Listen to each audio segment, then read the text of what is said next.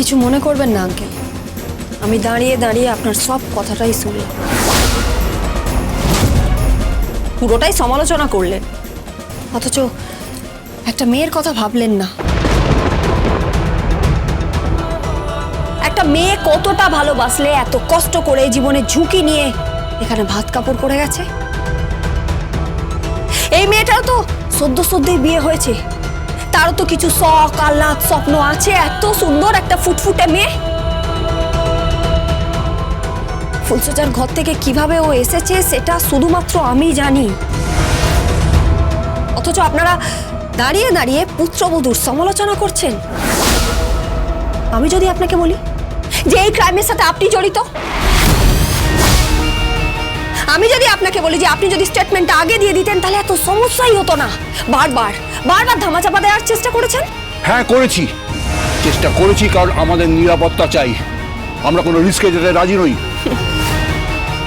সবাই যদি লুকিয়ে রাখে, সবাই যদি মেরুদণ্ড বাঁকা করে দেয় তাহলে তো মুশকিল, তাই না? কখনো কখনো তো সিট দাঁড়া সোজা রাখতে হয়। তুমি আমাকে ইনসাল্ট করছো। মাফ করবেন বাবা, গীতা বৌদি যেটা করছে সেটা সচরাচর কেউ করে না। গীতা বৌদি একটা লড়াই করছে, আর আমি, আপনি বা অঙ্কিত সেই লড়াইয়েরই একটা অংশ মাত্র। তাই গীতা বৌদিকে এভাবে বলবেন না। তারপরেও যদি গীতা বৌদির কোনো কথা আপনাদের খারাপ লেগে থাকে তাহলে তার জন্য আমি ক্ষমা চাইছি আপনাদের থেকে। প্লিজ গীতা বৌদিকে কিছু বলবেন না। ছি ছি বৌমা, এসব তুমি কি কথা বলছো? আর তুমি এখানে দাঁড়িয়ে আছো কেন? ভেতরে এসো।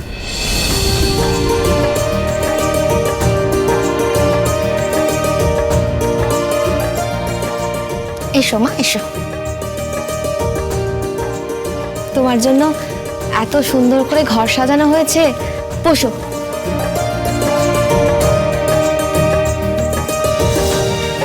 আজ তোমাদের ফুলসজ্জা, জীবনে এই রাত কিন্তু আর কোনোদিনও ফেরত আসবে না।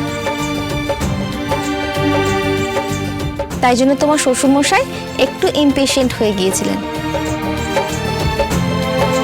তুমি কিন্তু এসব কথা মনে করে আবার মন খারাপ করো না।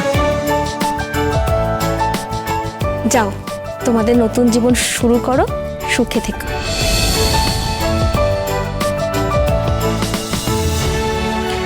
থাক থাক মা, প্রণাম করতে হবে না, সুখে থেকো। থাক বাবা, থাক। ঈশ্বর তোর মঙ্গল করুন।